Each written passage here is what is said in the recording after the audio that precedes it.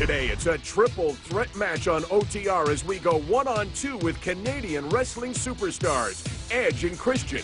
They tell us about their struggles. You're driving on these small little winter roads that are basically just forest.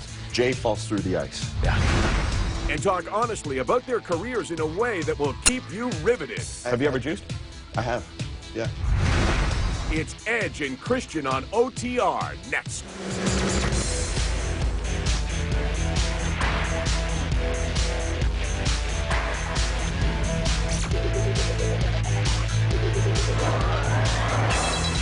Off the Record with Michael Landsberg is brought to you by the Cake Steakhouse and Bar. For great steaks, good friends, see you tonight. I don't know who booked today's show. Usually these things are one-on-ones, but today we kind of got a little handicap match going. I kind of feel like Triple H sitting here. You know what I mean? Little menage a You guys trois. hate Triple H, right? Hate him?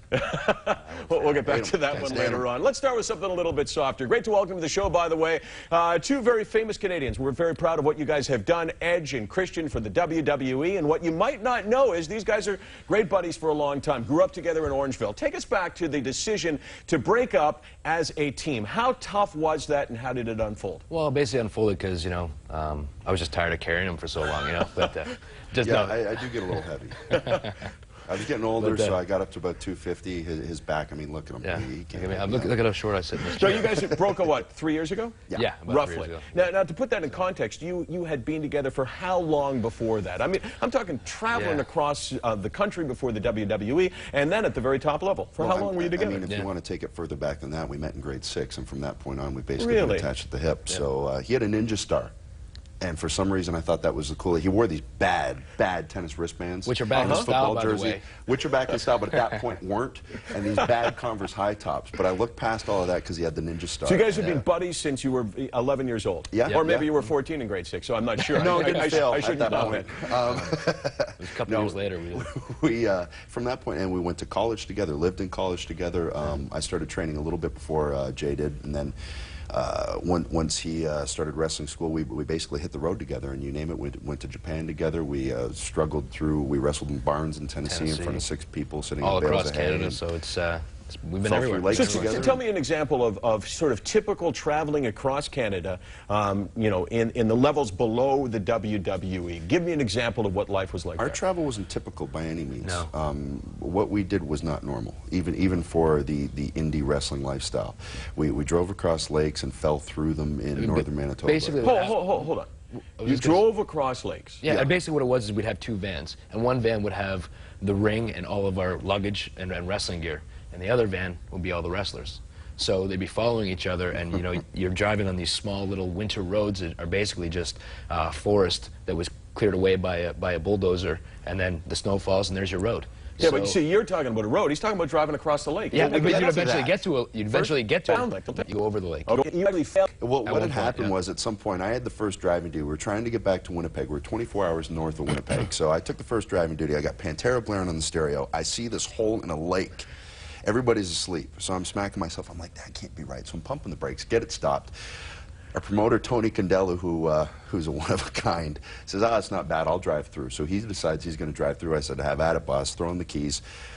We dropped. First way he said it, he walked out, and you could see like, it was about 3 or 4 o'clock in the morning. Yeah. So all we had literally was the light of the moon, was the only light that we had in the headlights. So he goes out and gets this big bar out of the back, and he's walking. You got to picture this little Italian guy. He's about 5'3", big pop belly, and he's walking out with a bar like this, trying to see how deep it is. Okay, I can make it. And we're like, oh God. So he drops, we drop, we're driving along, we make it through, but the ring van decided to take what was supposed to be a clear path. They dropped through, water flying up everywhere, it's sinking. So now, right to the frame. Rhino, who sees this, bolts, Shemp looking for cheese type thing. I mean, he just takes off back the wrong way. Jay falls through the ice. Yeah. Up to my waist. And I started laughing. He pulls himself out. Rhino gets his mental compass, comes back the other way, blasts him, and I think that's where the gore was first created. Jay goes spinning, they get up, and we finally push the truck out, and we got back. But there's times like that, it's -50 outside, and for some reason it still wasn't frozen. And you kind of, you don't second guess what you're doing, but you look back now and laugh. Yeah. And at the time, you think there's a good possibility was there the they sense die. back then that you guys together specifically, forget the others, that you guys were doing it together, that you were a team above and beyond what might have happened in the ring, but as two guys? I think that, you know, like I said, we've become closer than friends. You know, I mean, we're like brothers, really. I mean, we've known each other since 6th grade, and we've. Well, on TV we're brothers, but we yeah. basically are. So I mean, it is like that. You know, I mean, it's always off like brothers. Yeah, just like that. Sure. Finish each other's thoughts like married couples. Yeah. You get a bottle of wine in us, and maybe we could become a married couple. I don't know. Well, fortunately, this is a dry set, so that's not going to happen. So tell me about your breakup then in the WWE. I know that you had been approached by Vince for a while, where he was asking you to do it, and you guys hesitated. We wanted to do it at the right time, and like anything, you know, we didn't want it to be stale. We had a good thing going, and I think we really helped each other as far as coming out of our shells, creating a character for ourselves, feeling comfortable. Talking in the ring and stuff like that, and but on the other side of that, like I said, you don't want to become stale. Where it's okay, we've seen the act a million times, and like I said, it was so good what we had, and we just wanted people to remember it as a good thing, that we wanted to kind of bow out with it when the time was right. Yeah, that's the way we both felt. They'd come to us a few times before. We both felt that we got to show what we could do as a team. We knew what we could do. Let our personalities come out. We're jackasses, so let us show that. We finally got to show that, won the belt 7 times, and the most in history. It's like, okay, now what do we do? But he mentioned something interesting, that you fed it off each other to gain confidence, right? Because you two guys are not like the biggest extroverts in the world, in particular you, right, Christian? Like you're not a guy who could walk into a ring and feel comfortable immediately. You drew some of your strength from the fact that you were with your buddy. Sure. I mean, when I first got there, I was always confident in my wrestling ability.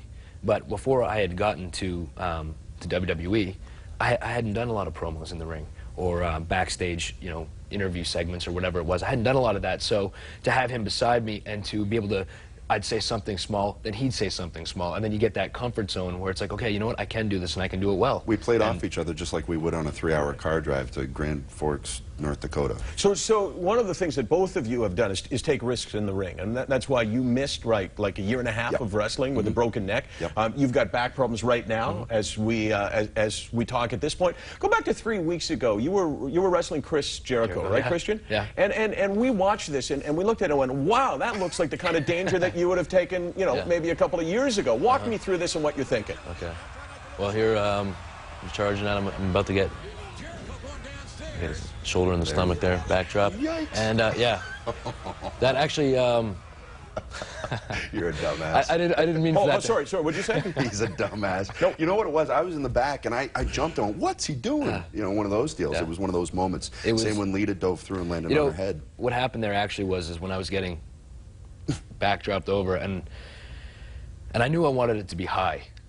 And then when I got up there, I was like, well, should I just take this straight down or should I flip over to my back? And by the time, I didn't realize that how fast I was going, so by the time I was trying to decide, it was too late. I'd come down, you know, kind of awkward, but luckily knocked the wind out of me a little bit, but it wasn't too bad. It could have been a lot worse. Terrific show relating to two guys who have related to each other on so many different levels. Let me ask you this: do you miss tables, ladders, and chairs? Those matches? Not at all. Really? No, I don't miss them at all, and I don't plan on ever doing them again. It's how we made our name, and at the time felt we needed to do it that way. Yeah, yikes. Felt we needed to do that to get noticed, but I think it's definitely taken a toll on all 6 guys involved. But that's what we felt we needed to do. You know, some guys can do it posing. Some guys can do it drinking a beer and talking trash. We felt we needed to be daredevils and do something that at that time nobody else was doing. Right, and nobody else was doing it because it was damn risky, right? Yeah, and as you found out, stupid. like, you paid the price for it. Yeah, I wouldn't be opposed to actually doing one of those matches again, but I'm not at the same rate we were doing them before. I mean, and the timing and everything of it would have to be right. So what you're saying is that Edge has gone soft, is that you do it. I don't want to readily admit it. On that note, we go to break. A lot more with Edge and Christian on OTR.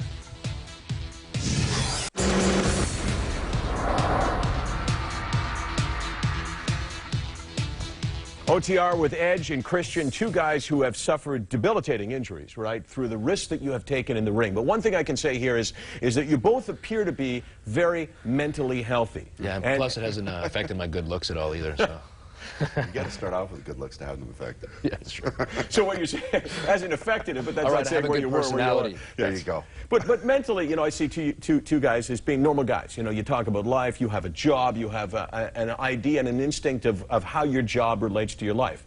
Have you helped each other stay mentally healthy?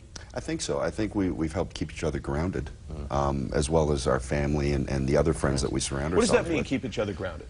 I just think, I mean, we're always, you know, busting on each other and stuff like that. And it's just basically the same things that we did to each other when we were kids, you know what I mean? And we keep the same friends that we had when we were kids growing up and keep in contact with them. And I mean, I think that just helps to keep you grounded and keep you just normal. hear the horror stories of other guys, not necessarily in our industry, but the Randy Mosses or what have you. But in your industry, you don't have to look far for examples of people in your industry that lose perspective. And in particular, it seems tough to survive after wrestling. What did you think of Joni Lauer? She just melted down on Howard Stern, and she's clearly troubled in her life. I didn't hear it. It's sad, really, you know what I mean? Because, I mean, she had a great career. She had, I mean, something that was different, you know.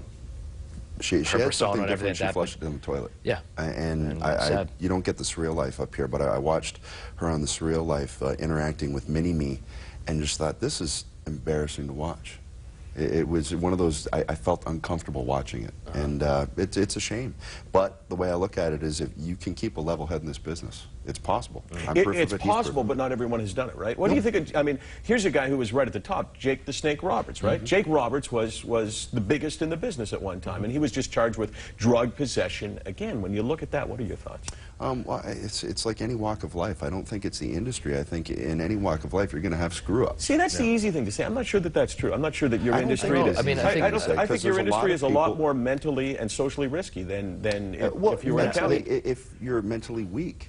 But I think there's mentally weak people in any industry you look at. Biggest star ever, Stone Cold. Yep. Doesn't seem to be in great emotional or mental condition. Well, I think relationship-wise, maybe not. But, you know, from a lot of people have problems with relationships, not just in this industry. But mind you, this industry is tough on relationships because you're always gone. I'm proof of that. Yeah. Explain that, because people don't know. Well, I've been divorced once in my second marriage. So, I mean, it plays a toll. But if it's a strong enough relationship, nothing can get in between. You guys were buddies with Test as well, right? Yes. And Test is currently injured, had the same surgery that you had? Yeah. And he was fired by the WWE. What did you think when you heard that? I thought it was pretty cold. Oh. I thought it was pretty cold. I was shocked, you know, just, I think he was shocked, obviously, but it's one of those things you don't expect it, and you know. Yeah, you know, he's got 6 months left to recuperate. Right. As a friend, what'd you do when you heard that? Because we're all talking about being buddies, right? Gave him a call and, you know, just said, how you feeling? You know, I still talk to him every week. So you still talk to him every week? Yeah. I live 6 minutes from him, so I mean, we're all still buddies. It's not going to change. Is there anything you can do can you lobby for him to come back when the time's appropriate? He's not ready to go now. Honestly, it would be up to him. Yeah. If he wants to come back, then yeah. But I don't know if he'd want to. I don't know if he needs to.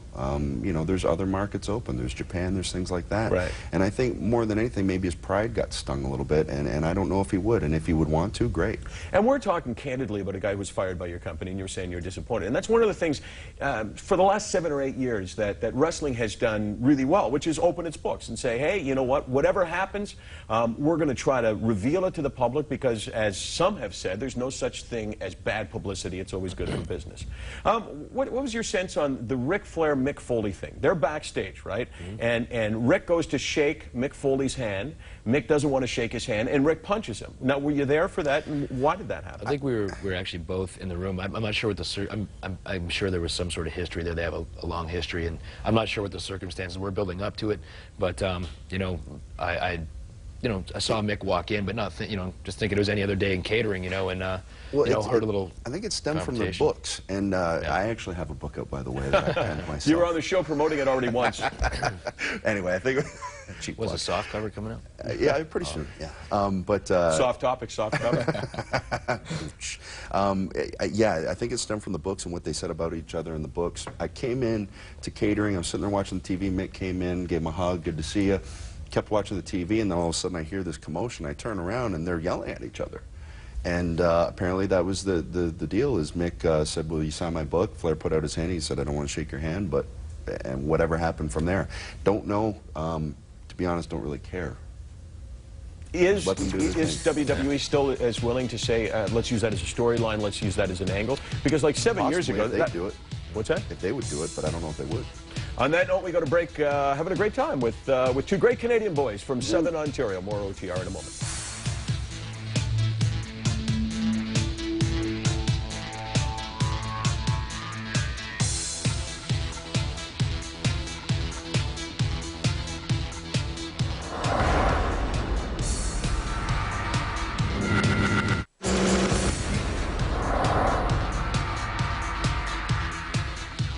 Sitting here with a couple of veterans of the wrestling business now, right? Yeah. I don't know, are we grizzled vets? No, you're not grizzled This veterans is what I yet. was saying before is I think our big toe is in grizzled territory. Oh, okay. Grizzly, maybe. I'm trying, we're trying to get the grizzled thing. So I mean, wrestling always has ups and downs, right? And when we started this show, and when I first met you guys, it was clearly a high. I mean, we're talking late 90s when wrestling re-exploded onto the scene. It's not doing quite as well right now. You guys have seen it all. You've seen it from many different perspectives. What would you do to take it to the next level? For me, wrestling is a cyclical business, always has been. I grew up being a fan of this. We both did, and we would go to shows when it was packed with Hulk Hogan and Kamala. We would go to shows when there was 1,500 people at Maple Leaf Gardens. It goes up, it goes down. I don't know if there's a rhyme or reason. I think one person will come and explode, like Austin did, Which like is what Hogan you did, need, like right? Rock. Like, you got to have the guy. Yep. And you guys are tremendous technical wrestlers. I mean, that's one of the things that's always admired, your technical abilities, your abilities now with the microphone. You guys are great, but I think it would be a big leap, even sitting here with you, to say either one of you guys is going to take wrestling, you know, to the stratosphere once again. But a guy like Brock Lesnar, there was the feeling that maybe he could have done it. Then he left to go play football. Now word is that he wants back in. Can he come back in the locker room and have credibility? Maybe credibility. I wouldn't have anything against him, but I think guys who made him one of the players might. But guys like you worked so. hard to get him over, right? Yeah, and then he took off. Did you feel betrayed? Actually, I was on Raw. He was on SmackDown, so I didn't even really see him the months leading up to when he had left. We don't get SmackDown in Canada, so okay. Oh, sorry, but I'm kidding. I think that if I was in that locker room on that side, and I was one of the guys that put him over, I definitely would have. I mean, to me, honestly, he wasn't going to be a guy that was going to make it explode. To me. I don't think so, yeah. He didn't have the verbal ability to do it. He didn't have the personality to do it. Physically, he was awesome. Impressive. And you need so both. So you looked at it and kind of thought they're hanging too much on this guy. I knew they were. Really? So it wasn't a big deal to me when he left. I didn't think it was a huge gaping hole. Writing-wise, he was a huge part of the show, but I didn't see it as being, okay, there's a Stone Cold. That wasn't the case. What did you think when you try first saw and Randy? look too hard for the next Stone Cold, you're not going to find it. That's gotta all there is to happen. it. It's got to happen. And I think RVD, when he first came in, could have possibly, if he was used correctly, and I think John Cena possibly with the gimmick. I don't know how long it would last, though, with that gimmick. Randy Orton, do they put too much into him? Too many hopes early on? I don't think so. I think Randy has a lot of ability. He's got a big future. I think that it's just he did great when he was, you know, a heel, and now that he's turned more of a babyface. It's harder to try to get your feet under you and then really, you know, get the fans. It's so hard to be cheered these days. You know, for years, right, it was Vince's company. Like, if I said, whose company is this? There's not one guy who's not going to say Vince, even if you don't follow wrestling. Is it Triple H's company now? Still Vince's. Still Vince's. It still boils down. What's the sense of Triple H to guys? Well, you specifically. What's your take on him? Because he really is. He's the lightning rod now for a lot of great things and for controversy and for a lot of criticism and for a lot of jealousy for sure. I think he's going to get the criticism just because of, you know, he's married to the boss's daughter. You know, he's you know, said that he's a part of creative and stuff like that. So I mean, that comes with the territory, right? I mean, he's going to get criticism whether it's warranted or not. So. Yeah, there's always going to be, when you get put yourself in that position, everybody's going to fire on you. I mean, especially the audience, especially if they don't like what they're seeing, or even if they do like what they're seeing. There's always going to be people that are critical of it. What do? I guess you just deflect it. So it's all about finding the next guy, and almost always the next guy is a big guy, right? Physically. No. Why aren't you bigger? Why don't you start juicing? Steroids. I mean, it'd make you bigger, make you stronger. Guys in your business do it. I honestly, for me, my style, I don't think it would help me to be much bigger than what I am. But I get a lot of. I think that's a fallacy, because you see a guy like Shawn Michaels or a guy like Bret Hart who went to the top of this industry, and they were, I mean, athletic guys, in-shape guys, but not 300 pounds. Yeah. Right, but also I believe that there are many guys that you see in the ring, and history has documented that have been juicing, right? Well, I think, yeah. I mean, in any sport. Wrestling in any sport, but wrestling's the one sport that doesn't deny it, right? Yeah. Yeah, I think it's the only industry where, okay, it's there, nobody really talks about it. But if you wanted to do it, if you wanted to get bigger, you're not tested, right? That would be your choice. I mean, they have random testing like any. But it would be. Now, is that testing to see if you're doing it, or to encourage you to do it if you're not? No, I mean, I don't think they never encourage anything like that. I was kidding. So. Okay. I've never been encouraged, but yeah. Have you ever juiced? I have. Yeah, yeah. Why'd you stop? If you stopped. I didn't like the way I got to the point where I didn't feel comfortable in the ring. To me, I wanted to be able to just go, and I would get winded too quick, and I didn't feel good. There was too many things going on that I didn't feel good. Oh, I didn't say now. I mean, clearly there's two guys on this set that aren't juicing right now. Have you ever tried it? What's that? What? Okay, let's go to break. As we go to break, we want to know your thoughts and your questions. And I just had a decent one. It worked pretty well. Christian, this one's for you. Maybe a little easier. Who are your favorite writers and bookers? How much input do you have into your storylines? Why don't you answer that one, OTR return.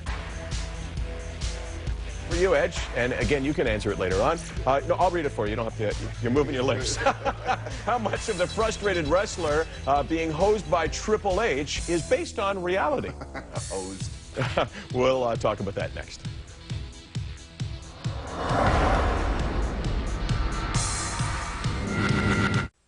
You know, this is so much fun. Two genuine guys sitting here that grew up together, that have fought battles together. Edge and Christian. Great to see you guys. Adam and Jay, more importantly. And congratulations on your success. Thank you. Nothing Canadians like more to see than to see a Canadian do well in the United States, as you guys have. That's what I always say. It's like no matter where we go in this country, it's like our hometown. It's like hometown boy done good type thing. So. I always seem to get booed, though. You always seem to get booed? Yeah. Yeah, I do too now. And with two good-looking guys like you, I don't know how anyone could possibly boo you. Have you looked really closely? Yeah, I was. It was sarcastic. It was sarcasm. Christian, writers and bookers, who do you like? I think we were kind of talking about this during the break, and it was just so you know, we never talk about what we talk about during the break. Okay, we weren't. We weren't talking about anything during the break. Exactly. Okay, well, maybe I was just talking to myself. Yeah, right. But like you said, there's so many people collaborate on it. Sometimes you don't even know. Really? You know who writes what or whatever. I mean, there's a kind of a little committee. But I do when my promos and my backstage skits and things like that. A lot of times I collaborate with a guy named Brian Gewirtz. Cool. He was instrumental. And you, final comment, the question for you? Oh, the frustrated. I mean, there's definitely truths in any character that works. You take truths that you actually feel. I feel I deserve the world title. I feel I deserve a world title shot. I feel all of that stuff. I take it and turn it way up, that's all. I feel one other thing. Our time is up, but I love seeing you guys continued success. Thanks for joining us. Thanks for having us. Thanks for having me. Michael Landsberg's clothing provided by Victorinox, Swiss Army. Available at Sporting Life in Toronto and better specialty stores across Canada.